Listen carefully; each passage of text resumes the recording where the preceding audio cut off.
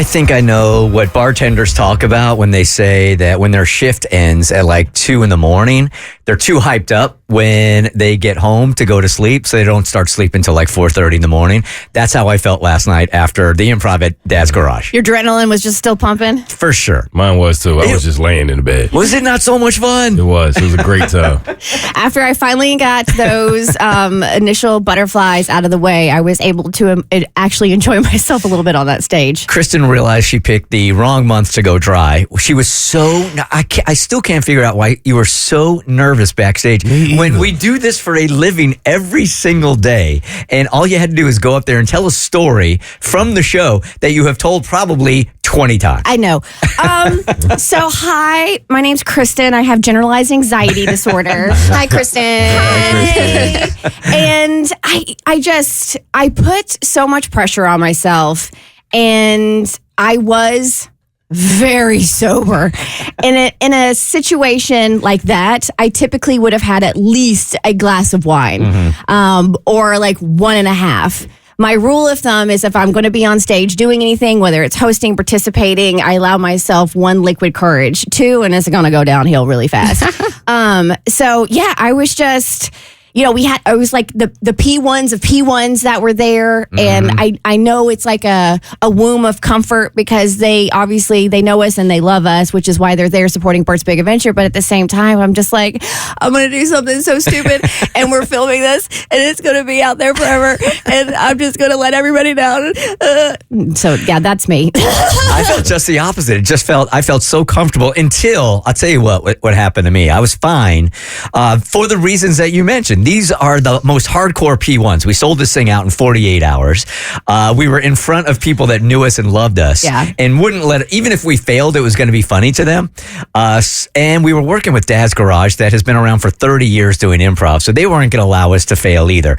So the only part of the night that I got nervous about was Amanda and I were driving down, my girlfriend and I, from Sandy Springs down to Dad's Garage, and she's like, did you have to prepare anything for this? And I'm like, you know what? There was an email that was sent out like a week and a half ago, but I never read it. Will you open it up? And as we're walking down, or as we're driving down there, she opens it up. She's like, you need 2 stories for the improv folks to be able to work around. What stories are you going to tell? I'm like, well, this is the first time I've heard of that. So I started getting nervous on trying to figure out what to talk about. It wasn't the first time you've heard of it. You heard about it a week and a half ago. You just chose not to read it. I guess. When you told me that you found out you needed 2 stories backstage before we went out, that was when I found out that we needed 2 stories. Why does Tracy even bother sending you guys emails? She's going to ask herself the same thing. So the format was one of the segments was all of us come up to stage one at a time and we tell a story from our lives, and then Dad's Garage, which has never heard this story before, we didn't email it to him, clearly, they have to improv around our story. So they did a great job on it. They did. Yeah. They really did. Yeah, they said they were like, we'll take your story and turn it into something that it's not, but it'll be like, a little inspiration for whatever they throw out on the stage. Yeah, I'll be honest, I was quaking in my boots last night. And I know me and Bert were talking about it when I first came in, but I don't know if I just hide my anxiety well because I have it all the time. So I have a really good mask. But when I got up to tell my story, I had a death grip on the mic. I was like, I'm holding on to this thing so my legs don't tip me over because I was shaking that hard. Wow. You said you almost pooped yourself. I almost pooped myself. She was that nervous. Yeah, I couldn't tell. You didn't come off that nervous at all. No, she and I talked before the show, and I'll say the same thing I told her before. She's got that Moe gift where even if they're nervous, they seem like they're completely and totally courageous. Like you would never know that you were nervous last night. In fact, after all of your sets, I saw in real life what I already know in my heart, that I'm the least talented member of the production. Oh my God. Because you guys really did an amazing job, man. Just a great job. Well, thank you. I thought everybody did phenomenal. I thought the Dad's Garage improv actors did so good. I do have one confession, though. So the story I told last night is the story as old as time, and I've told it time and time and time again on this show. And it's the one of me crawling through a doggy door to bust my boyfriend cheating on me, right? And I'm like, I've told the story a million times, but I've never seen improv actors act it out. So this is my one and only chance. So as I told the story, and they did a great job or whatever, and I was sitting with the story, there is one aspect of it that I haven't been 100% truthful with you guys about. All this time? Yeah. Kristen's improving now. No, this is legit. So technically he wasn't my boyfriend at the time.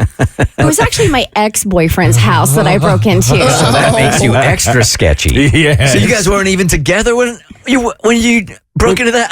We're on Mission Impossible. Because we had just broken up and I wanted to prove he had moved on quickly, which I did. So it still proved to me that he had cheated because there was herbal essence and contact solution in the house, but we had literally just broken up.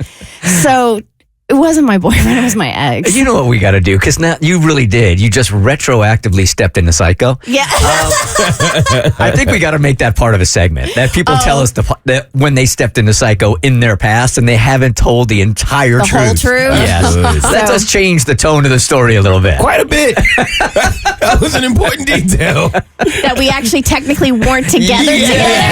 Oh, it's about to get uncomfortable in here. We call this Plead the Fifth, and it's Moe that is in the hot seat this morning.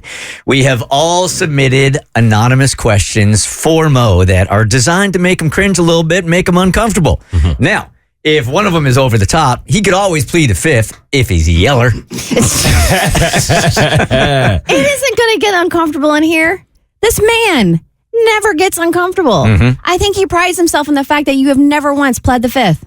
That's true. I do. I will not plead today either. I am comfortable being uncomfortable. I also think he's smart and he's protective of his relationship. So we will see if the two collide. All 5 questions gonna come from there. Let's get it. All right, Moe, let's focus on the show with question number 1 and the segments that we do. What is one bit or segment on the show that you've never admitted that you absolutely hate? That I absolutely hate. Now, is the thought process here as you're pausing to take time, which one do I pick? Or is it, are there any for me to pick and I have to pick one? Nah, I can't, let me see. There's not a lot of segments that I absolutely hate. I'd say the hardest segment for me is definitely the ones where I rap.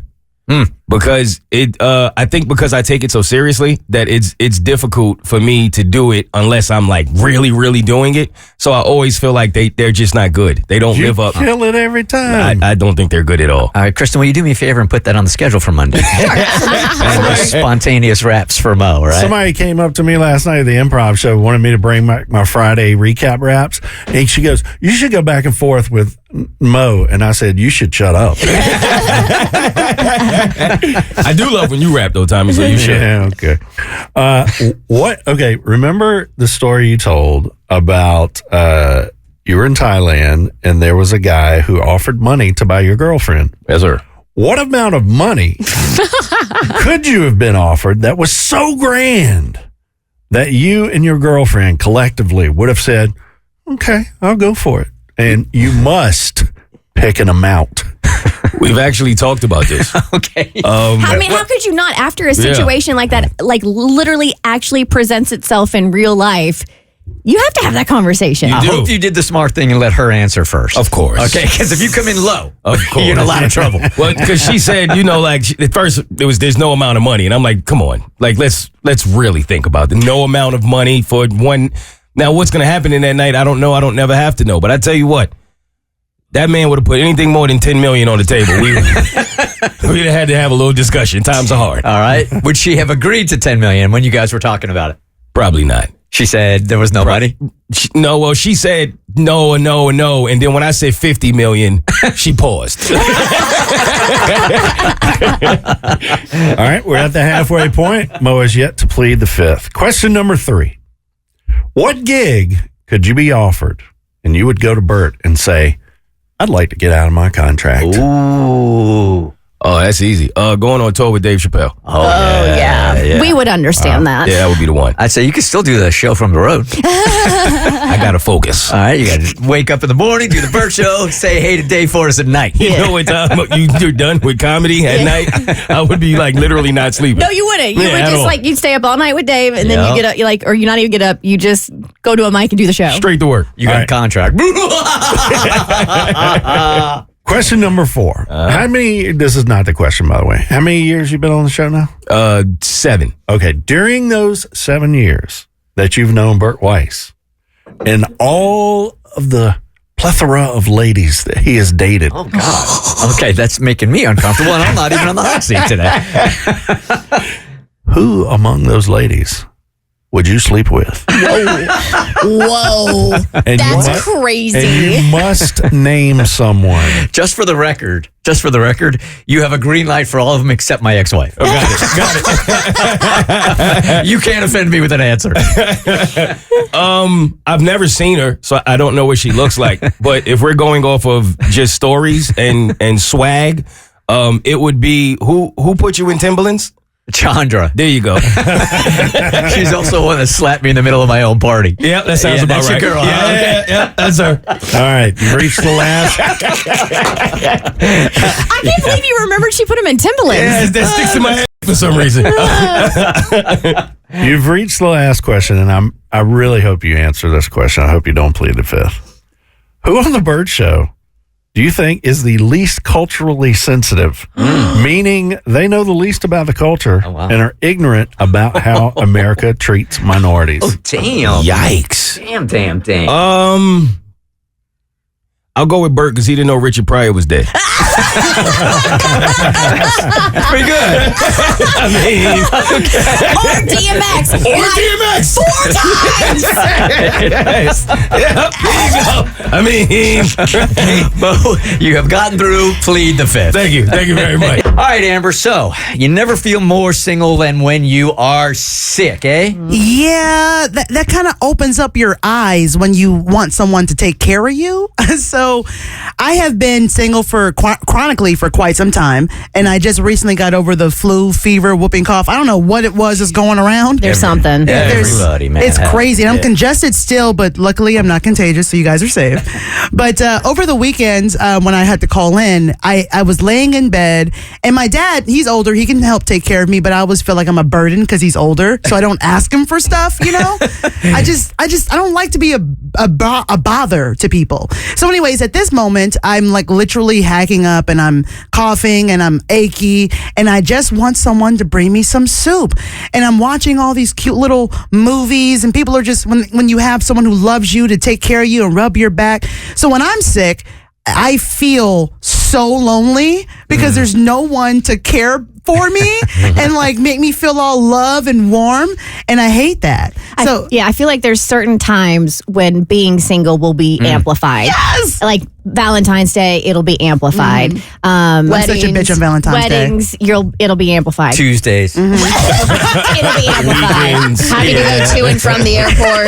It'll be amplified. But when you're sick and you're like you just want to know that there's somebody that cares about you and wants you to feel better, and I can totally see that happening. I was literally laying in bed, swiping on Hinge and Bumble, sick as a dog.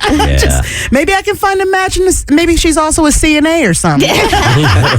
This might be a me thing, but that would play perfectly. I'm glad I'm in a relationship with the person I'm in a relationship with right now. But when I'm sick, I don't want anybody to touch me. I want everybody out of the room. I don't want help. I don't want anybody in the house. I just want to be miserable by myself. I'm the complete opposite. Really? Yeah, I turn into a baby. Like my girl makes fun of me for that all the time. I completely turn into a kid again when I'm sick. Oh man, I want to ask you guys a question. Has there been a time in your maybe even your 30s or even recently that you felt not just like, obviously not single because most of you are in relationships, but just felt old? Because that was also a moment where like every day. when I look in the mirror, When I wake up out the bed.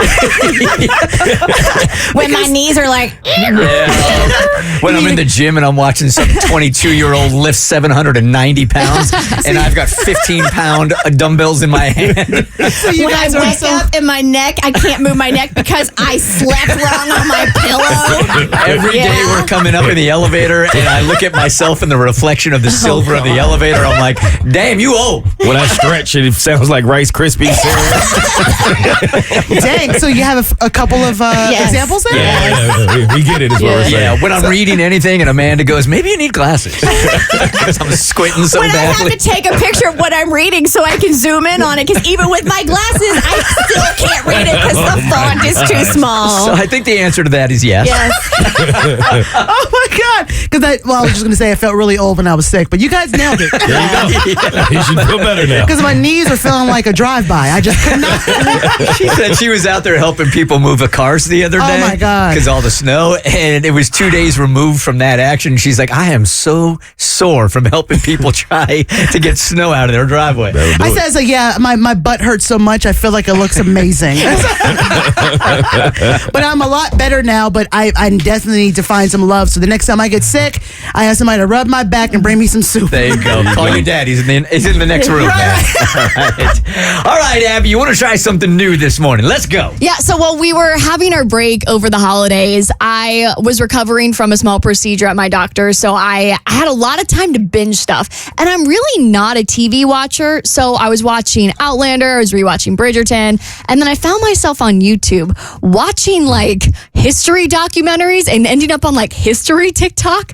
And little did I know, I'm like obsessed with history because it's basically just gossip. Oh, yeah. And so I thought, there was one story I saw, there was one docuseries that I saw that reminded me a lot of a story that I have not been able to shut about in recent days, the Justin Baldoni versus Blake Lively case. And I was looking at some of our founding fathers and I was like, this is the original smear campaign. And so I would like to introduce you to a new segment I'm calling Ye Old Gossip. And I just removed my headphones, so now I can't hear. Okay. So Thomas Jefferson and John Adams, they were the real White Housewives of Philadelphia back in the day. The year, it's 17-something. And this is history. This is all real. This is all history. Okay, this is all history. I'm going to give it to you like it's the tea, but this is all stuff that happened. This is what the Google said happened. Okay. Well, I mean, that's how they spilt the tea originally. They literally did back in Boston. Good history. So the year is 1776, and Thomas Jefferson, we're going to call him TJ, and John Adams, Johnny Boy, they're a part of the founding fathers, and they are besties. They're achieving liberty together. They're signing the Declaration of Independence together. They're hanging out at the pub, hitting on winches together. They are bros for life. And so after doing all that, they get a little bit older. In 1796, they both run for president. A little contentious because, you're going up against your bestie. That's your homeboy. You don't really want to, tear him down, but you want to win. You want to win the presidency so you go down in American history. So back in those days, the candidate that won, that got the most votes, became the president, and then the runner-up became VP. So it's kind of cool. They're like, listen, bro, we're going to run. Either way, we're both ending up in D.C. Which is crazy if you think about, because as you're running against each other, you think attack ads are bad now. Yeah. They were attacking each other like that back in the day, too. So bring this to today. Yes! Okay, that makes it a Trump-Harris White House. Yes. I love it. Yeah. Think of the balance. I don't hate the idea. America does. No, Yeah. does. And so does she. She would turn it down. I need 24/7 cameras on them at all times. Think of the reality show we would get out of it. The Big Brother White House. Oh my God. Oh my God. That would be amazing. We need the Big Brother White House. So it's funny that you should bring up the different parties because TJ and Johnny Boy were a part of different political parties. So they ran the country together for 4 years, and their political feud honestly would sound a lot like the kinds that we are having today because one was a Federalist and the other was a Democratic Republican. None of them really translate to what we have today, but what you need to know is that John Adams is a Federalist and TJ is a Democratic Republican. And Federalists, which is what John Adams was, were really buddy-buddy with Britain. They're like, that accent, pretty sick. We need to keep around with them. I know they be eating beans on toast and voluntarily listening to Oasis, but like they're a global superpower. They're like our original founding fathers. We need to be around them. But they were also kind of elitist. Like, they believed that you needed to make a certain amount of money to vote. And they also believed in policies that made immigration harder. So they're like, we're going to build a wall so big that we can't see any of these poor people. And we're keeping all the uglies and losers out of our country. And then we had the anti-federalists, which is what Thomas Jefferson was. TJ, our boy TJ. So he is basically just opposing all of that. He believed in more of a decentralized government. They wanted more power to the states. So this is when the smear campaign happens, because now it's the election of 1800 and TJ's like, I hated everything we just did. I want to be in power. This guy's a loser, and I'm going to make sure that everybody in the press knows that I'm actually the right candidate for the election of 1800. So TJ was like, Adams, he's kind of cuckoo. He's a little crazy. He's a little mentally unstable. He has fits of rage. And then John Adams was like, okay, well, maybe I'm crazy, but you're a coward. Do you remember the Revolutionary War where you fled Monticello because the British troops were coming after us? Loser. And so it starts off kind of harmless. And then things go from gossip to crazy real quick. Because then Thomas Jefferson's allies are like, he's a hermaphrodite. Not only is he crazy, but he also has boy parts and he also has girl parts. No way, really? Yes. So things are getting really below the belt here in the smear campaign. Seriously. Literally below the belt. So one of his allies said that he was had hideous hermaphroditical character, Oh my God. which kind of sounds like a podcast where someone's like, bro's not alpha. We don't need a beta running this country. This is America. We can't be having people with boy parts and girl parts running this country. The attack ads were like insane back then. So then John Adams, our little Johnny boy here, is like, you know what's worse than having a pee-pee and a wee-wee? Slavery. You know what's worse than slavery? Banging one of your slaves. And that's when the Sally Hemings affair came to light. So the Federalist newspapers came out that started hinting that TJ was getting it on with the baddie down the plantation, and said that they were having an affair and that she fathered some of his children. And so after all that happened, guess who won the election? TJ. TJ, we know history. And so that happens. Years go by and they eventually reconcile. They're like, you know what? We really need to put this past feud to bed. And they started writing heartfelt letters to each other. What? So you can imagine they'd be like, dear bro, I'm sorry. I told America that you were dead so that they wouldn't vote for you. And then TJ would be like, it's okay, bro. I'm sorry I told everyone you had a penis and a vagina. And then they kissed. No, I'm just kidding. That didn't happen. I rewrote that in there. And then they remained cordial until their deaths, until Adam's final words, because he had made like the original death hoax and told people that he was dead so that they wouldn't vote for him. His final words on his deathbed were, Jefferson lives! And then weirdly enough, that same day, Jefferson was not in fact living. He had died hours earlier. And what is even crazier, other than the fact that they died on the same day, they died 50 years after they signed the Declaration of Independence on July 4th, 1776. And if that is not the most American death you can think of, I don't know what is. So that is the story of the rise and fall of the bromance of TJ and Johnny Boy. Well We all learned something today. I love it. Well done. Thank you. good. You know what you need to do is here's a suggestion. Darwin, right?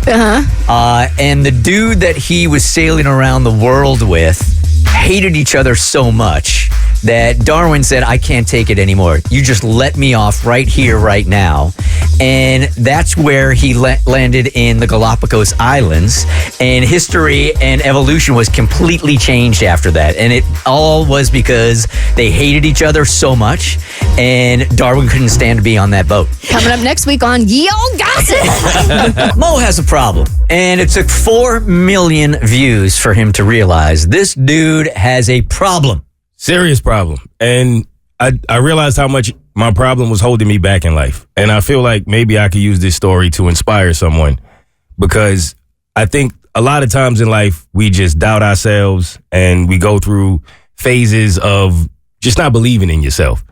And I think I went through that more last year than I ever have in my life. Can you pinpoint where that started? Not really. So that was a part of the journey of trying to get through it. Was I don't know exactly when it happened, but at some point I stopped living for myself and started living within the confines of the opinions of other people. Just the last year. Well, Because you've been doing this for a while, and I would assume that at first it's a little jarring to see comments about you when you haven't done it before, but you've been doing it so long now, I would think you'd be a little bit callous to it. right. And I think that was it, though. See, is in the beginning, I thought the solution, at least for me, was, well, if I don't give them anything to complain about, they can't complain, right? Instead of seeing it like, no, live your life. Do you. And I stopped doing me. I started getting in my head with everything, with who I was as a person, with my comedy, even like having shows. I was hesitant to schedule shows because I didn't even want the pressure of trying to come up with content or trying to come up with jokes that wouldn't offend, but then would be good. And at some point, I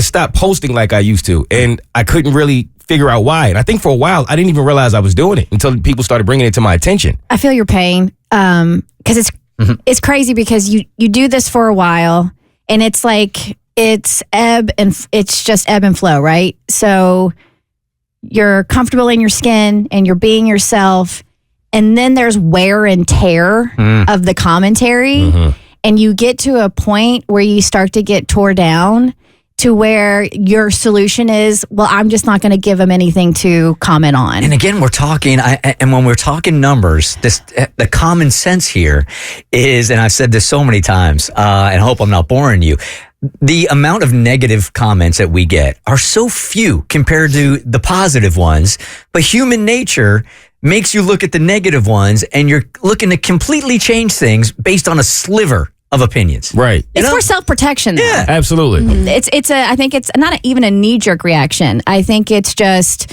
a coping mechanism to protect yourself because you get to a saturation point of whatever you're receiving and you're like, yeah, I need a break from this. And so then you start, it compounds because then you're like, now I'm not living my authentic life. I'm not being unapologetically me. Why am I catering my life to these few people who, I'm never going to win over? They don't like me for whatever reason. And that's fine. That's okay. Not everybody's going to like you. And it gets to it. Then you accept that, and then you come back, and then all of a sudden you get like tore down again, and it's just like it's a vicious cycle. It's a vicious cycle. And I don't think this is an exclusive problem to us. I mean, we could be talking about you guys that are on Facebook, just talking to family members, or if you make any comment at all, or have any kind of opinion at all right now, anywhere socially, you're going to get tagged for that, right? So this is not just a bunch of people on the radio complaining about some complaints that they get. This happens in everybody's life now. God forbid you go viral. You go viral and that's honestly one of my worst nightmares. So I think it can be applied to anything, like you guys said. And it's funny you say go viral because that's kind of what got me to really snap out of it. Because, I think I was talking to my mentor and I was telling him what I was going through. And I remember two things he said that stuck out to me one was, did living for people get you here? And I said, no. And he said, then why do you think living for people is going to get you where you're going? Ooh. And he also said, a lot of time in life, that one thing that you're not doing or you're holding back because you're doubting yourself or because you're afraid of what people will say and think, that is probably the one thing that's going to change your life, whatever that one thing is. And I feel like so many people have that one thing that you just, whatever reason, you're just not doing it. And when it got to that point, I came across this post that once I prayed for a sign of how do I snap out of this. And the post said, be impossible to ignore. Like that should be your goal. Don't hold yourself back because of what people will do or will say. Shine in that light. Get in front of that light. Be you and let people take it however they take it. That's not your responsibility how they react to it. You just do you and be you. And I went into my notes and I had this series of videos where I would make like comic jokes about songs that we never got answers to, like songs that just left us with questions.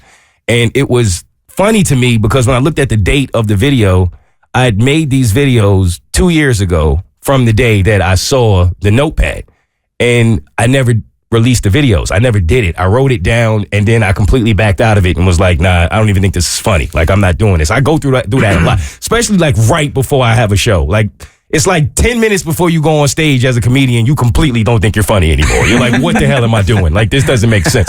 So you go through those phases, and I remembered that post about, no, do it. Like whatever it is, do it. And I told myself, I made a promise to myself that for this entire year, whatever it is, I'm just going to do it. However it goes, I'm doing it. And then whatever happens will happen. And sure enough, I was like, 2 years ago, I was supposed to make this post. I'm going to do it now. And I did it on the 2-year anniversary of me creating it. And I posted it. And literally, I think I went back to it maybe 6 or 7 hours later. And it had like 500 views or something. And I was like, I knew it sucked. And I was going to delete it. Like genuinely, I was going to delete it. And my lady was like, don't do that. Give it 24 hours. You just posted it. At least give it 24 hours. And I said, okay, I gave it 24 hours.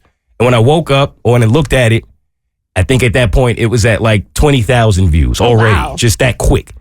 And now, fast forward a couple weeks later, they've done over 5 million views across social media. And it just, for me, it literally felt like 5 million reasons why you need to just do it. Oh, that's nice. Just do it. Now, we could end on a nice high there, but of course, I won't let that happen. So I'm glad you were brave enough to talk about this because I've had something on my mind that I wanted to talk about also, but I thought, you know what? I don't think I got the guts to do it, but it ties into what you're talking about. I have really been thinking lately that this industry has passed me by. And I have really sort of been wondering, like, can I continue to do the kind of radio that I want to do that motivates me in a world that now is so politically correct and so mainstream, right? There was a time back in the day with morning shows where you would come in here like in the 80s and 90s. It was all a bunch of they were zoos back in the day, right? They used to call them like the breakfast flakes or the zoos. The morning zoo. Honk, honk, beep, beep, and a whole bunch of dad jokes. And then everybody laughs and you get out. The industry evolved into more personality radio, right? Which is what we do. So we came into town and the shows that were doing that just felt outdated. And the guys and women that couldn't evolve ended up getting out of radio, right?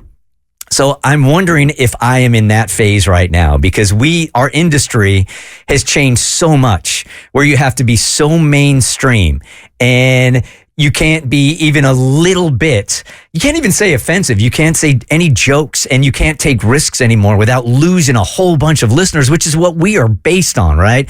We had an entire fan discussion group, which is based on our P1s, the most hardcore listeners that love this show, deleted their, one woman was so offended by something that happened on the show because it hit her to the core that she deleted that fan discussion, the support group, based on one thing that happened.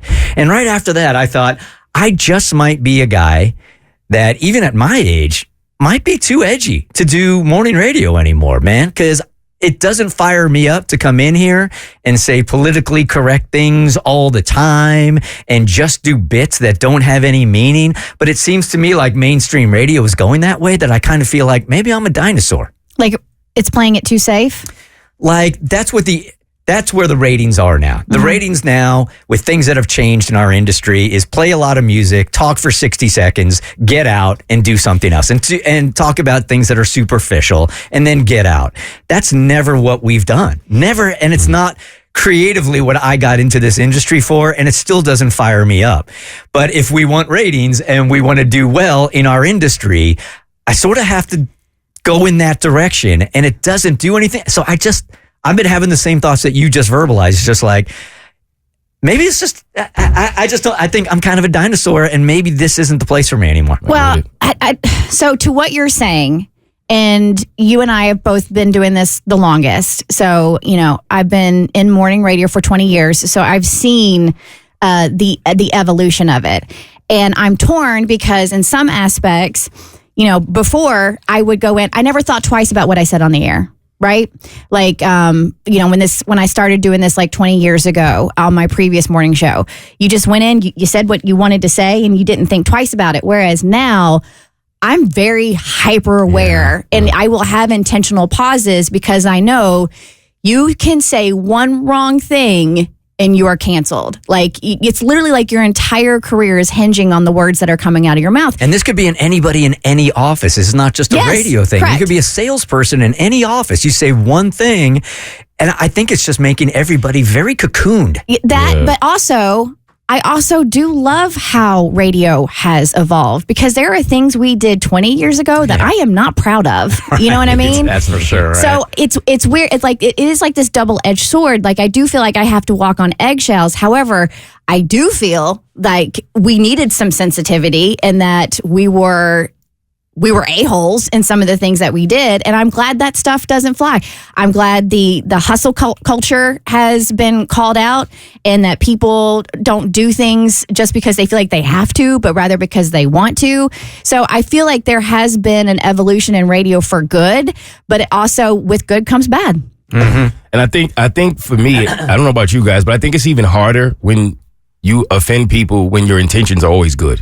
Because then you second guess it even more. And you kind of feel like you almost build a resume of credibility with people. So if you do get marked by somebody for doing something offensive, you would think that they would look at the last 5 years or 10 years, but it's really not like that anymore. It's like we're living in a society now where if I don't agree with you, then I hate you and I don't want to see you anymore. It's not, you don't get any kind of leeway anymore. It's exactly that. And it's like my coach used to say, you can't play the game afraid to make mistakes. Yes. Right? And it's like, that's what it kind of forces you to do. That's what it feels like. And when I'm walking in the door now, that's how I feel. And it just doesn't, it feels almost like podcasting is where I should be right now. You guys, I'm not speaking for the rest of the show, but it's with a heavy heart that I have been really thinking about this, that maybe I'm just one of those guys that, much like the past, that couldn't evolve and do personality radio. Maybe I can't do this. I'm not the guy that can talk for 60 seconds about really superficial things and get out and hope not to offend anybody at all. Yeah, I get it. Okay, I've got a riddle for you guys. All right, and it was one that I was hit with last night when we did our improv show at Dad's Garage. If you missed that last night, because it sold out within like 2 days, and thank you for doing that. All that money is going to Bert's Big Adventure. But there were only like 200 people there, and after we did the show, it was a really, really great show. Dad's Garage wouldn't let us fail. It was super, super fun. Afterwards, we went out, we hung out with everybody, and we're saying hi, and we're taking pictures. I mean, these are our most hardcore listeners. Of course, we got to show some appreciation, right? So I am talking to one couple. It is a married couple, right? And we're just making some small talk. And she asked me about the fitness app that I'm always plugging that I don't get paid for called Fitbod. And then her husband tries to add to the conversation and says, oh, yeah, you know, I used to follow a guy for fitness online and he really helped me out. I'm like, oh, okay, tell me who it is. And he just had a brain fart. Yeah. Nicest freaking guy, just had a brain fart and couldn't remember the dude's name. So as me and his wife are trying to figure out exactly who he's talking about, he says, oh gosh, who is it? It's the DC fish guy. And me and his wife are like, the DC fish guy? Yeah, he's like, come on. And he's almost making us feel stupid. Yeah, the DC fish guy. You know him. Yeah. So she and I are standing back going, we have no idea what you're talking about. But also, his wife and I agreed that we are not leaving this conversation until we figure this out. So who would be DC fish guy? All right, don't say it if you know it. All right, give him a second. I really thought you would be the only one here to get it. Who would be the DC fish guy that he would be following for workout tips and stuff like that? And this is a well-known person that we will know. Oh, yes. Yes. Oh, yes. DC fish guy. DC fish guy. That is not ringing This any is bells. exactly how it was all played out last night with me and his wife. We are like, what? The DC fish guy for fitness and health. Mm-hmm. He's like, I know about that Fitbod, but this is the guy that I follow. I mean, he motivates me almost every day. The DC fish guy. This makes zero sense to me. I got nothing. Are you allowed to give us another hint? Nah, I'll let Cassie tell you who it is in a second. I can't think of any fitness celebrities. Like, I just want to say Richard Simmons to get out of the way. Okay, I will give you this hint. He would not be known for fitness as much as he is just known for being a great looking guy with a great physique. Who probably? Oh, is it Jason Momoa? Yes. Aquaman. Aquaman is the DC fish guy. Stakes are so high this weekend for our listener, Haley. If you peek into the future, one of her best friends might be thanking her for the rest of her life if this works out. If it ends up terribly she may lose this friend forever because she wants to set up a friend on a date this weekend without the friend actually knowing she's on a date. Haley, good morning. You are on the Bert Show. Hi, good morning. Good morning. Okay, so tell us about your friend and what is your evil yet kind plan to try to get her linked up? Oh, okay. So I am trying to decide if I'm either a genius or a horrible friend. You know, my best friend, let's call her Sarah. She's in a major dating dry spell, right? She's smart. She's gorgeous. She's hilarious, but dating apps and setups have been a major total no-go for her. Mm-hmm. She's tried them before and either gets ghosted, unmatched, or has to endure like awkward dinner dates with guys she has zero connection with, which is horrible. Abby, you don't know what that's like, do you? I'm sitting here and it's like you're just describing my life. I'm like, are we friends? Is this actually like a reverse? Is this one of my friends calling in for me? Oh my gosh. And the thing about Sarah is she hates feeling like someone is trying to fix her love life. She's super independent and can be a little stubborn when it comes to, you know, people stepping in to help her. Yeah. If she knew I was trying to set her up, oh my gosh, she'd probably never speak to me again. But I just want to give her a chance to meet someone great without the pressure. Here we are. Yeah. All right. Quote-unquote setup. Let's circle and bold and italicize what you just say. If she finds out that I'm doing this, she will probably never talk to me again. Surely that's an exaggeration. I don't know. I mean, I'd asked my boyfriend to invite all of his single friends to a bar tomorrow night. It's like super low key, right? He has a great group of friends, fun, respectful, and like they're definitely single, you know? So my thought is to create like a low pressure, casual environment where Sarah could just hang out and maybe hit it off with one of them naturally. Oh, yeah. No pressure, no awkward introductions, just a fun night out, you know? If that goes well, she should love me forever, you know? Well, or at least the next couple of weeks if they link up. But this is low key. This is no problem. This is what we used to call group dates, right? Yeah, I don't see what the problem is. I mean, is Sarah so uptight about people meddling in her dating life that if she thought at any point with this setup that she would feel like targeted by it and not want to speak to you again because of it? Because all I'm hearing is a friend wants me to hang out with a bunch of single hot friends on a Friday night. Like, that sounds amazing.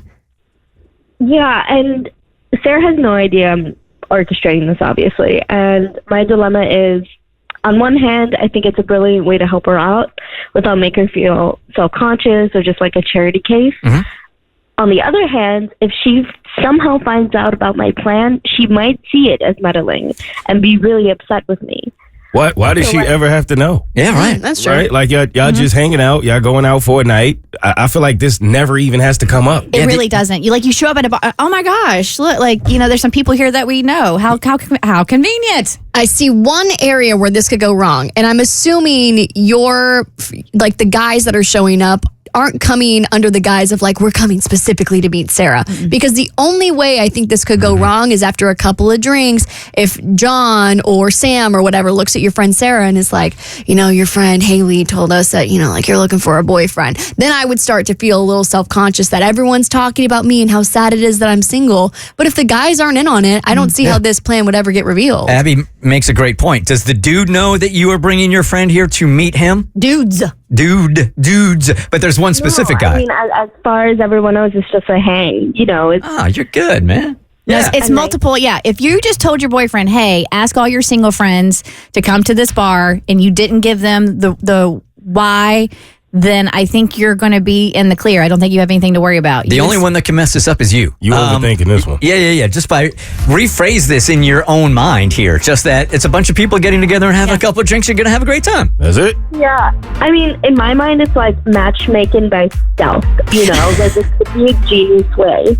Or it could just, you know, I don't know, it could just be a genius way to help her. Yeah, I think Mo's right. You're overthinking this one, man. Yeah. Just go and have a good time. That's it. That's all you got to do. Let it play out. Still can't put it together from last night when we did the improv show with Dad's Garage, but there was a gravitational pull, obviously, for all of us for even more attention than we were going to get.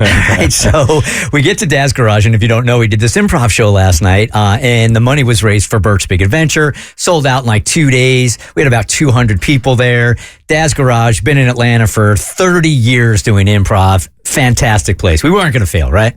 So we get there, and these guys have reserved the front row for the Bert Show.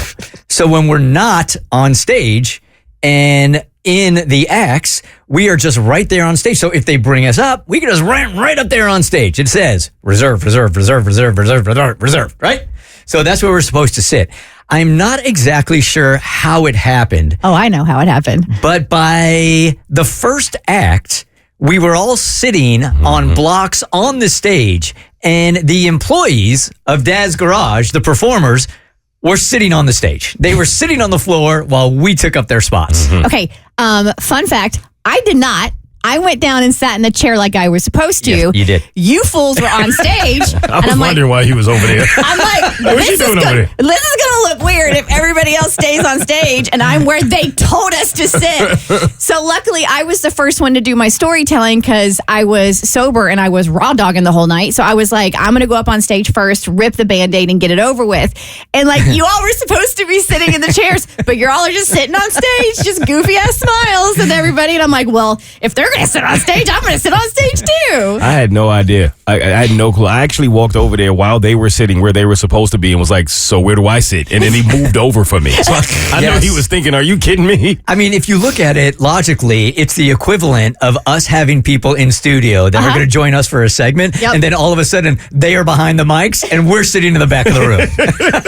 That's literally what happened. I think we read that one wrong. But they were so sweet. They were very welcoming They and very were really kind, and they put up with our need for validation and attention. So if you couldn't make it to the show last night, we did record it. And Cassie, when do you think that video is going to be up online? Next Monday or Tuesday, we'll put it up on YouTube for our subscribers. Okay. All right, Kristen, we have been talking about mascots this week because of our intern shocked us a couple of days ago. Yes, intern Sadie, who are you a mascot for? I am the Scrappy the Owl mascot for KSU, Kennesaw State, baby. Go Secret Owls. is out, man. She was saying It's that. out. It's official. Most people assume that there's a dude in there, so they're all rough with her, right? Very. It's immobilizing in the suit because there's like 5 to 7 layers to it, and there's muscle suits, and there's 5 pants, and there's 2 shoes, and it's a lot. So I think I still kind of look like a woman, and there's a definite size difference between like me and the guys that are 6'3" doing it. But they are rough with me still. They think I am a man. So because you are the KSU mascot, it got us thinking, ooh, we should do the dark side of mascots. So I'm doing what I always do when I do my dark side segment, and I'm just scouring the internet for these horror stories, for these crazy stories, for these gross stories. I'm guessing dark mascot stories are plentiful.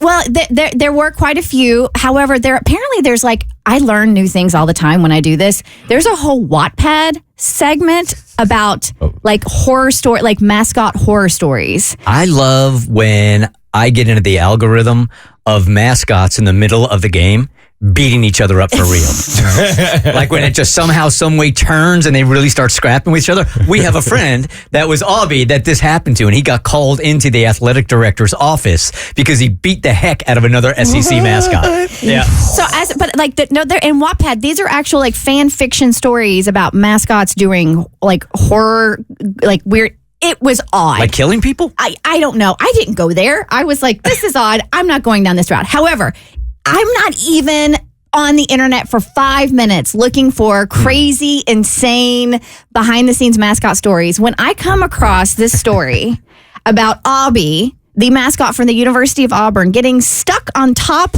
of a fire truck heading down the highway 80 miles an hour. And then I look to see who wrote it. And it's Trey Humphreys, who is a friend of the Bert Show.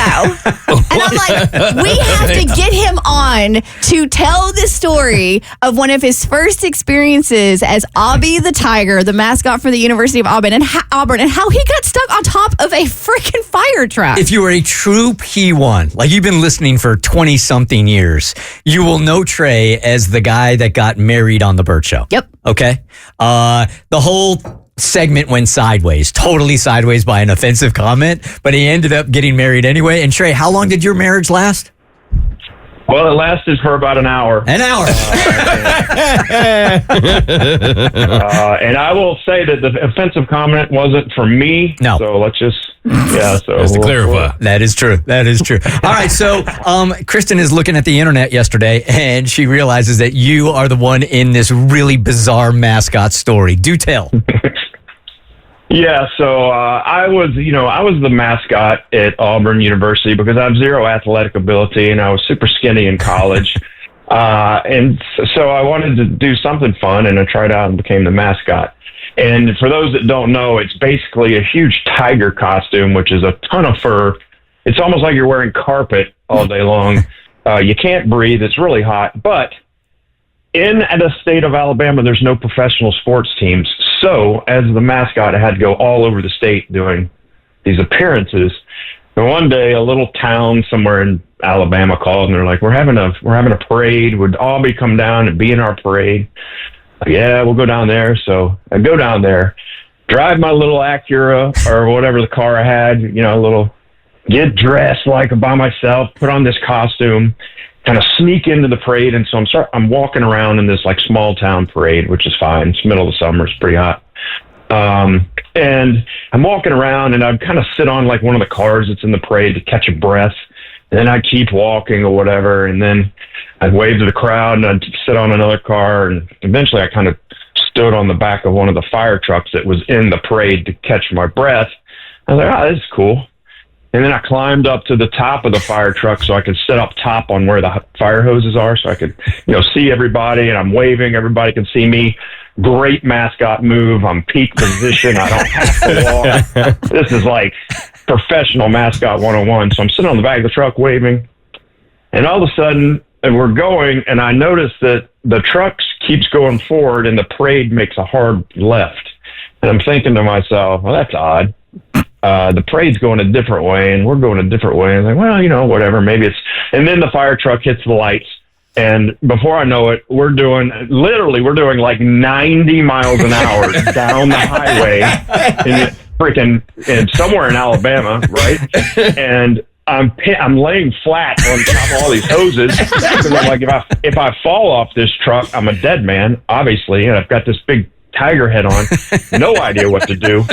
And so eventually I shimmy over to the side of the truck, and kind of holding onto the rail, and I lean my big dumb head over the edge so I can see the rear view mirror, right? And so I see the fire guy, he's driving, right? Guy. In a moment, he turns and he looks in his big rear view mirror and he catches the image of me like hanging over, like, what's up, buddy? And his eyes get real big. He immediately pulls over on the side of the highway. And I remember there's like woods, and we're nowhere. He jumps out of the truck. He's, what? And so I shimmy down the thing and I stand there and he starts screaming at me. And now here's the thing. What I was told at Auburn is when you put on the head, per tradition, you never say a word. You never talk in the costume because it's against the rules. It's against the code. It's against the whatever. So this dude starts screaming at me. He's like, what are you doing? And blah, blah, blah. And I just kind of like bounce side to side. Like, what am I not gonna talk. And he cusses at me for a little while, then he jumps in the truck and he takes off. So now I'm just a dude in a tiger costume standing in the middle of the highway in South Alabama somewhere. And I look to the left and I'm like, well, that's where we came from. So I guess I'll just start walking that way, right? So I just start walking down the highway, and about 30 minutes later, I'm about to pass out, and a police car pulls up. Police guy jumps out of the car, starts screaming and cussing at me. What are you doing? Blah, blah, blah, blah. And again, I just bounce side to side, like put my hands up. Can't talk. Don't know what to tell you. And you're not allowed to. You're not allowed to take the tiger hat, the tiger Head off? No, Bert. I'm a professional mascot representing the school. No one knows it's a tiger's fate. Obby is real, so there's no way I could code and value the program. Okay, my bad. It's like, Trey, we laugh now because you're okay, but that had to have been so terrifying being on the top of that fire truck going like 90 miles an hour because you seriously could have been a dead man. Or, I'm sorry, a dead tiger. Yeah. I was literally thinking, when we arrive at this fire, what am I going to do?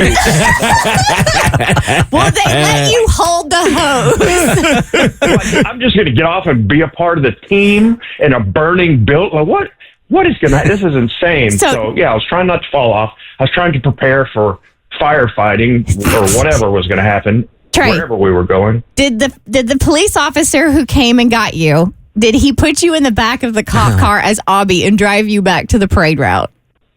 Yes, he put me in the back of the cop car. Oh, this story just keeps getting better and better.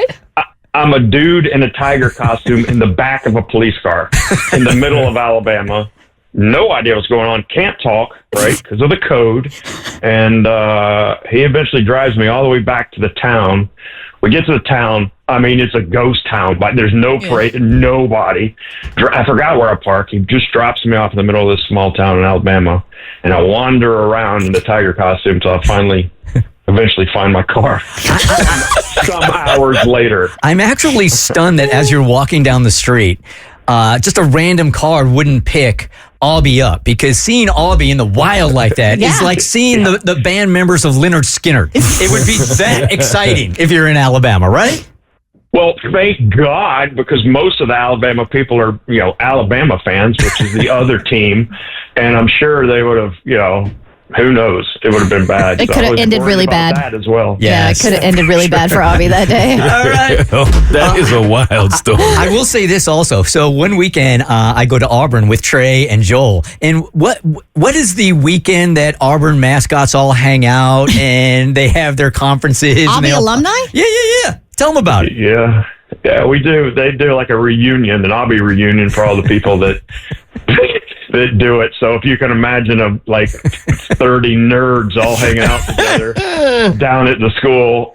So we take Bert down there. It was a blast, though. Look, the community that they have with these mascots. So what most people don't know, as Alabama football, sorry about the analogy here, Trey, as Alabama football is, Auburn is to professional mascots. Like, the Indianapolis Colt dude is an Auburn grad. I think Freddie the Falcon is an Auburn guy. Didn't Joe go on to do the Broncos? Broncos, and Trey also was a professional as well. So it's like a really big deal. And this community is really, really so tight. Like, they raise money for each other. If an Obby passes away, one of the older ones, they all come together and they raise money, and the community comes. It's a really, really cool thing, man. It's a brotherhood of Obbies. I was so ready to rip on this thing. I mean, a weekend filled with mascots high-fiving each other. This is going to be great. But I was actually really, really touched by the end of the weekend, man. It's a great community. That's awesome. Well, right, Trey, I'm so glad I stumbled upon that little gem of yours, and I'm so glad you were able to come on the air and tell it from your Obby eyes. That's amazing, man. Yeah. Next year, call me again. I've got some more that are even worse. I can't imagine. We can make this a weekly segment. You guys, when I tell you something's going to sell out, it's going to sell out pretty quick. I'm not BSing you, man. I got a lot of DMs from people saying they're bummed because our show last night at Dad's Garage sold out in like 2 days. There was only like 200 seats in there. That's a slam dunk for us right there. And that was for Bert's Big Adventure. So what we're going to do is we're going to put the video up next week if you missed it. Are we charging like $5 for that because it's a charity event or something? Yeah, it'll be $5 on YouTube. Okay, so if you want to watch it. It was a really, really fun night at Dad's Garage. It's an improv place downtown in Edgewood, which is an interesting part of town, man, the way it's growing. But they initially, 30-something years ago, started Dad's Garage in a garage. Hence why it's called Dad's garage. Right. They have since moved to 2 different churches. Yep. Apparently, churches are plentiful in the South, and you can refurbish them into whatever you want. It's the Heavenly Father's garage. So they had a very smart strategy. Rather than just throw 4 rookies that have never really done any kind of improv before out on a stage, go ahead and come up there with us, give us the scenarios, and we will help them with our situations, our improv situations. And in this particular place, this is one that we could really sink our teeth into. The improv had to do with radio and morning shows, right? Yep. And so you're talking about the last game that we did? The caller? Yes. Yeah. Yeah, so they had our intern, Sadie, up on stage. Who they didn't know was our intern. No, they She was didn't. actually trying to get Amber up on stage because Amber wanted to go so badly. And Sadie was pointing to Amber, but the guy saw Sadie and said, since you're pointing at your friend, you come up here. Yep. So they brought her on stage and she did a great job. But so Joe is on stage, and they are a morning show. So it was Brad and other Brad as the morning show. And all the improv actors and ourselves were supposed to come up to the mic and be like the worst callers ever. And then Joe would ding a bell, meaning that you had to switch out, and then another worst caller had to come up. So I don't even know if we were invited to do this improv. We were. We were? Okay, because, I mean, it was resonating with us. We could do this for 3 hours, you guys. So it's Brad and Brad now sitting on the stage, and there's another microphone to the left of the stage as the improv actors, and we, one by one, come up and we call this morning show. This is a new game we just came up with, and this is called Terrible Caller. And so the way this is going to work is you and I are going to be hosts for a talk show. And at any point, somebody's going to come up and be a caller on that talk show. And when we're like, this person is terrible, we're going to ring this bell. And then somebody else is going to come up and be another caller. We're going to go through until we find just the right caller for us, all right? Are you ready? 5, 4, 3, 2, 1.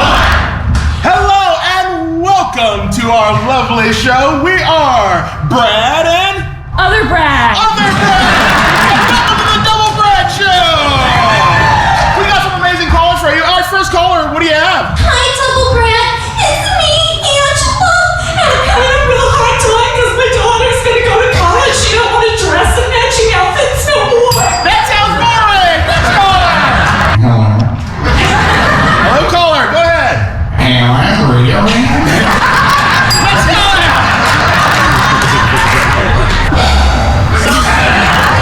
Hello, caller.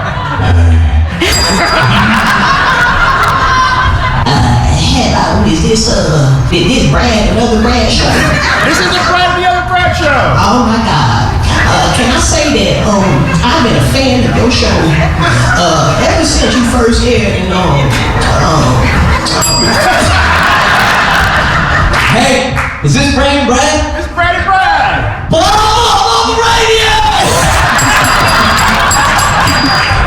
Hi, is this the Brad and Brad show? This is the Brad and Brad Show. Hi, I'm serving you a subpoena right now. Hi, we're coming from 80 Pie. Shut up! I can't hear Brad and Brad. Hello, Brad and Brad. Yeah, hey. I'm trying to sex hotline. I just had a birthday. Oh my God, is this Brad and Brad? This is Brad and Brad. Okay, I have a weird question. This is my favorite segment. Okay, is it weird that when my son gets real nervous, he likes to breastfeed on me? Not too different from the Bert Show. Nope. Is it weird in my headphones? Because you guys make that up? Yeah. Okay, I was having a tough time. All right, so in the very first part, even before we start the show, you guys know that we had this bet on the show that Rebecca lost. So Rebecca had to go up and do 3 minutes of stand-up comedy that Messy Mikey wrote for her. Did we time it? Because it definitely felt longer than 3 minutes. Really? I had no concept of time. I was so nervous. Because as soon as you guys, so Moe, Abby, and myself were hidden behind one of the curtains listening to the whole entire thing. And there was one point when we all looked at each other and we were like, this is definitely longer than For sure, it was longer than 3. I didn't even get through all of it. I still had another envelope in my pocket. You did? Really? Yeah. I was 10 times more nervous than Rebecca, and I wasn't even talking. So Rebecca does a very smart strategic move. She's like, hey, I'm going out there with the lines that you wrote for me, and I haven't even read them yet. You're going to sit on the stage so people can boo you. Yep, and they booed. Yep. They booed. He was so nervous going into it, and then somebody brought a 12-year-old to this thing, which could have changed everything dramatically. Mm-hmm. Yeah, I saw that 12-year-old in the front row because you can see nobody with the lights. But I look down and there's this tiny, tiny, tiny person. And I'm like, that's a child. I ask, are you a child? They say yes. I look at Mikey because I haven't read these. And I'm like, this is not going to go well now.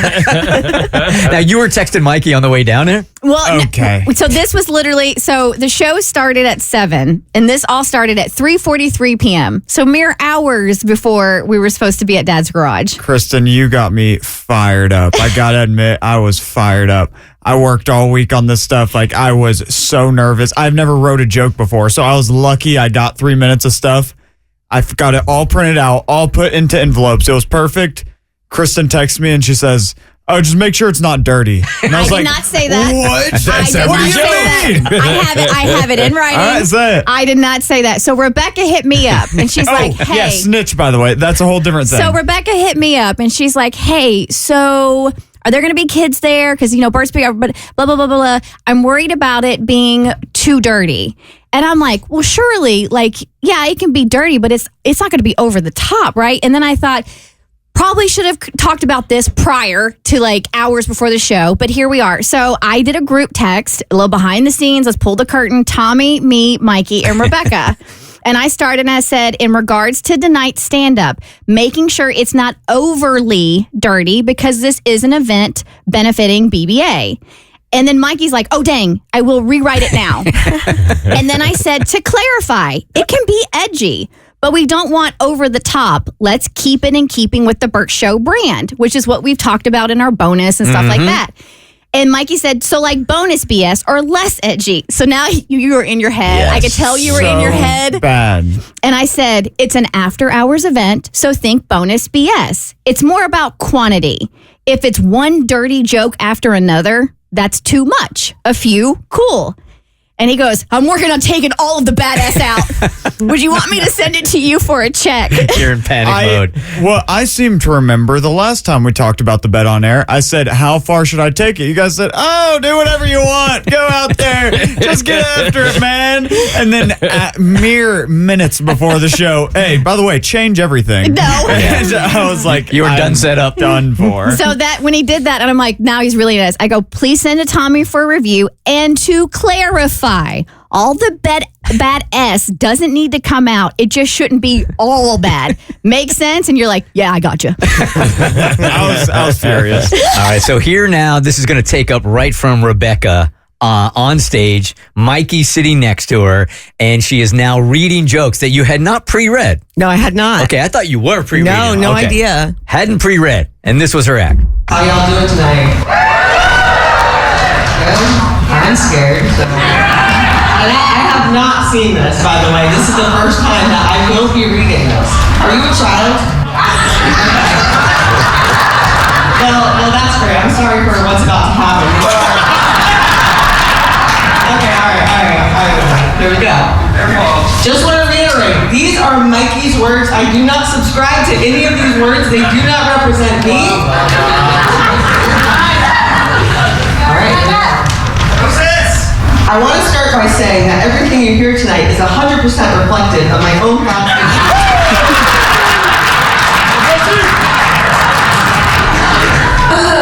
Thank you all for coming out to Dad's garage, or as I like to call it, my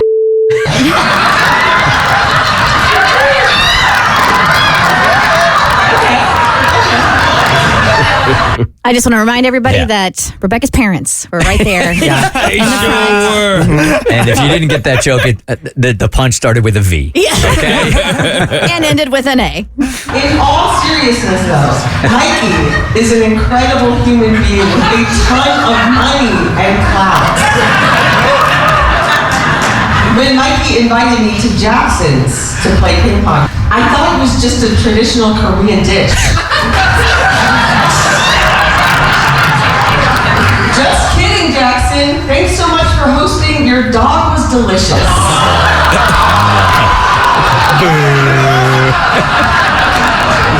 I'm Rebecca, and I identify as a gay, bi, trans-binary, dead-named, intersexual, they-them homophone.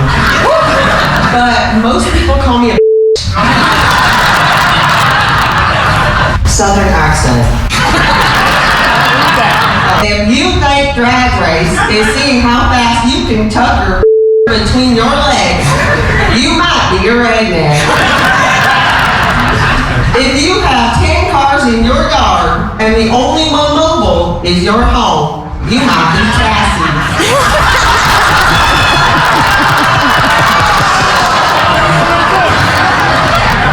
And it's a Southern accent. Have you guys been following this Justin Baldoni and Blake Lively stuff? I don't see what the big deal is. I pay to be sexually harassed by either of them.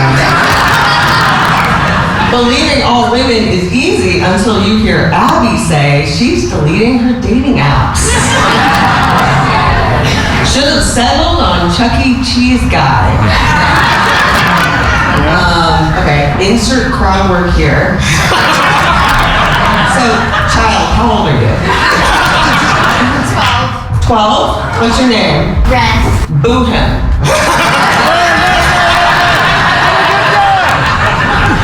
Oh wait, there's an example. Hold on. Find someone in the crowd and ask where they're from or what they do for a living. Child, what do you do for a living? I go to school. Good riff. That's good. I've got some one-liners for you guys. These are genius. I feel like Lucky Charms should change their slogan from magically delicious to magically gives me diarrhea. I'm Jewish, but just because I like wearing the little hat. As you know, I'm very involved in the LGBT community, but I thought it just meant let gay twerk. War of the Roses, more like wore the same pants for 3 days in a row. That's a good joke. Hell of a joke. Good joke. Skim milk, more like skinning a mule deer while listening to Leonard Skinner operating a skill saw, trimming and hemming a leather belt. Another great joke.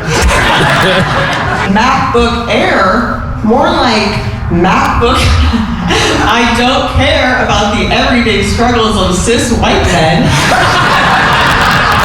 That's kind of funny. I drive a Ford Focus hatchback, true story, because I didn't think that my greening hair screamed, I'm bisexual loud enough. And I can't afford a Subaru. Okay. I'll leave you with a tongue twister. He turned on you. How much dough would Bob Dole dole if Bob Dole could dole?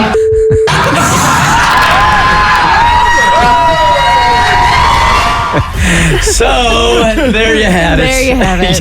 You lost him at the end with the tongue twister. I was so glad that was over. I didn't care. I did not care. All right, the whole video up online next week. How did this end up being more of a punishment for you than Rebecca? I've been asking that question for 6 days. Why am I getting punished? Good morning, Elizabeth. You are part of the Bert Show. Hello. Hi, good morning. Good morning. What's going on?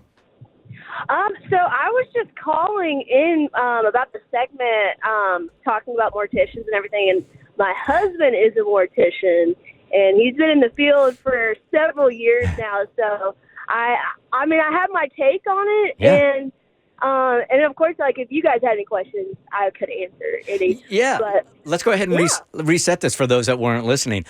Katie was saying she's got a friend who is a mortician, and guys are really turned off by it. It's like a deal breaker. They're making all sorts of assumptions in their head about morticians and what she might be doing to the bodies, and they're like, "Ooh, that's weird." So we had a lot of questions for morticians. So when you guys started dating, and he told you what he did, was he a mortician at the time? So we've actually been dating since high school, and it has been something that had always fascinated him. since we were 15 and 16. So I will say at that age, I was kind of like, what? But, yeah, I mean, it's always fascinated him. For him, he had read some book. It was like a Dean Koontz book or something. And then it turned into a curiosity for him. And so he just kind of followed that path, and he made a career out of it. And what does he find so attractive about the job? I mean, we've heard that it's very peaceful. There's joy in making people look a certain way for the family before they pass. What is his motivation? So I think at first, honestly, he was really fascinated by the body stuff. And I don't know, maybe that could be like a misconception on my part that when you're newer to the field, it's a little more wilder to see everything, because I know that he talked about it pretty frequently then. But honestly, at this point, he's really like like when you think about a wedding planner, he's like a funeral planner, and it's got so many moving parts as far as when it comes to just the whole plan for the service. And I think that's the part that he has grown to enjoy the most, is like putting everything into place.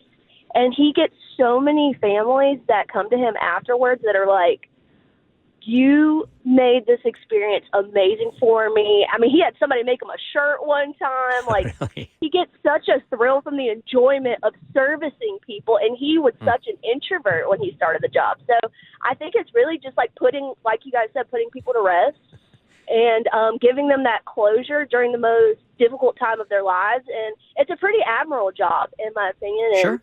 And takes a very strong person to do it. No doubt about that. But there is one thing that I keep getting caught up on, and that was what Katie said about her friend and what you said about your husband, especially in the beginning. It's the talking about the dead bodies. So if I'm a family member and a loved one has passed away, I don't want the mortician talking to strangers, like strangers to me, about my loved one's dead body. Oh, yeah, definitely. I can totally understand that. And I mean, for my experience, it wasn't so much like a detailed. It was just like, yeah, we embalmed somebody today. And they like, it was more, it wasn't like, I don't know who he was talking about, but it was just the aspect. I mean, if somebody's going into super detail about it, I think that there's a little bit of maybe an immaturity level. Yeah, there should be some kind of HEPA law. That's what I'm thinking. I mean, granted, you're dead, so I don't know if those apply. But is there like doctors have something that they have to, like a doctor, like an oath. An oath, yes. Yeah. There should be like a mortician oath that you don't talk about the dead. Mo. Has he ever come home and said, "You will not believe what I saw or what happened today at work"? And if so, what was that story like? Yes, but I think it happens more so with the living that he gives me the stories with. Like dealing with some of the families. He's had some pretty crazy experiences with that. But as far as like with the bodies, I mean, it's never been a red flag for me, but I guess it's just different when you're dating. And if somebody's like, oh my gosh, they get super detailed about what they're seeing. I think that's just more of a maturity level. But I think for somebody that's fascinated with the business, like, I don't know if that happens in like surgeon fields and stuff like that, if they talk about what they see once they, go inside somebody's brain for brain surgery. But I mean, I think there's just like a fascination with it, but not everybody likes that kind of thing. I don't think it's necessarily a huge red flag. Just, I guarantee you there are some family members that have made some odd requests. Oh, I'm sure. Yeah, of course. I would love to know some oh of my them. gosh. Yes, there has been some odd requests. Yeah, I have no problem talking behind the living's back, but I do have a problem talking behind the dead's back. That is so backwards. Their back is on the table or in the casket. Right? You can't talk behind a dead person's back, but you can talk behind a living person's back. Being a mortician would just take the total excuse that I have when I come home sometimes is like, I've been talking all day. I'm dead tired. I'm dead. And what he does, it's so crazy. He goes to the grocery store afterwards just to get like, and And he was told that this is a great thing to do just to decompress. He goes to the grocery store after work almost every single day to just get like in touch again with reality. But it's funny. Well, good on you guys. Yeah, It's working out. it's working. Not a feel that I could do, but I appreciate you calling. Thank you very much. Of course. Y'all take care. You too, Elizabeth. Bye. It's the natural progression of things in relationships sometimes. Like, let's say you're a friend and your girlfriend is complaining about her dude, right? Over and over and over again. And you start to form an opinion of this guy. And she's complaining about him and situations long enough to where you're like, oh my God, this dude's not the problem. It's her. Katie's going through this right now. Oh, yes, I am. Typically, I don't like to say that women are crazy. You know, we're pushed to being crazy because a man did something to make us act that way. We did. I say 50% of the time, that's right. What percentage was that again? 50.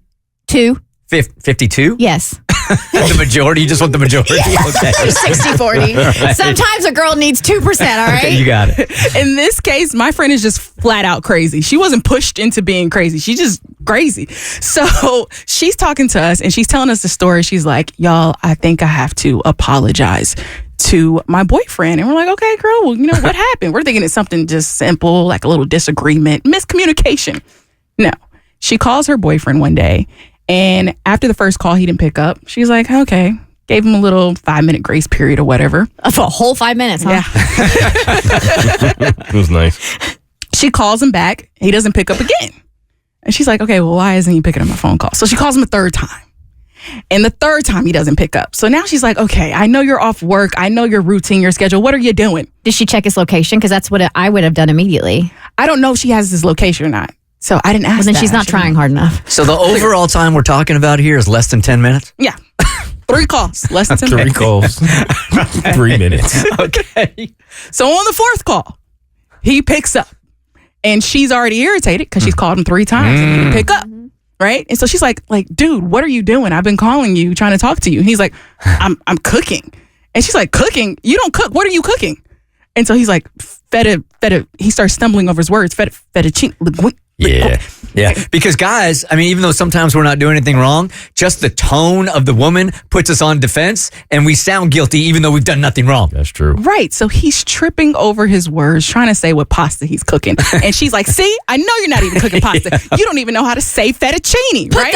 Put the phone up to the boiling water so I can hear it boiling. No, you're actually cooking Seriously, pasta. my God. And so then she's like, you never cook. And when did you learn to cook pasta? I bet you there's another woman over there cooking for you. When did isn't you she? learn? When did you learn to put the stove on? Couldn't she just FaceTime him? Like, wouldn't that be the easiest way to fix all of this? That's coming next, Mo. Shut up. So then he's like, I promise you, I'm cooking pasta. She's like, no. Who you cooking for? Call me on FaceTime right now. So then he's like, fine, all right, whatever. That boy had to go find some noodles quick. Calls on FaceTime, and he, sure enough, is cooking pasta.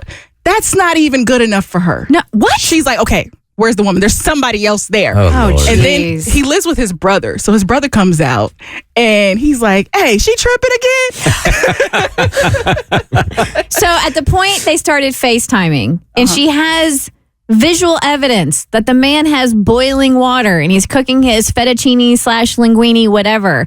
She didn't think maybe now is the time for me to apologize for possibly having overreacted. No. Did she ever apologize? Eventually, after his brother came over and was like, yo, chill. Like, he really is. It's just us here. Like, calm down. This dude needs to run right this second. Why are you wasting any of your precious life? How would you jumped into boiling water at that point? Now, did you, like your friend told you this, did you have your friend's back or did you call her out for her crazy? No, I called her crazy. I was like, you need to apologize. And it's the Bert Show. The Bert Show.